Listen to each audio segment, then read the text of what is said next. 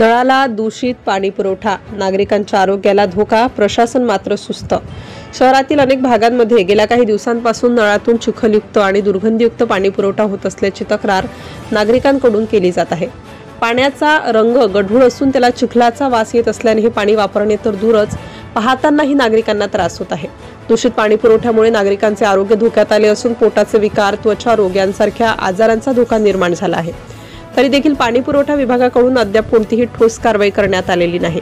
स्थानिक नागरिकांनी वारंवार तक्रारी करूनही पाणी पुरवठा विभागाकडून केवळ आश्वासने दिली जात असल्याचे नागरिकांचे म्हणणे आहे। करदात्यांकडून पाणीपट्टी आकारली जाते, मात्र शुद्ध पाण्याऐवजी चिखल मिश्रित पाणी मिळत असेल तर हा अन्याय नाही का, असा प्रश्न नागरिक विचारत आहेत। संबंधित विभागाने तातडीने पाण्याच्या गुणवत्तेची तपासणी करून स्वच्छ पाणी पुरवठा सुरू करावा, अशी मागणी नागरिकांकडून होत आहे। पण विभागाने वेळेत लक्ष न दिल्यास आंदोलनाचा इशारा काही सामाजिक संघटनांनी दिला आहे।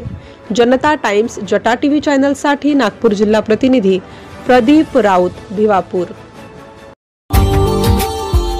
Subscribe now and press the bell icon. Never miss an update.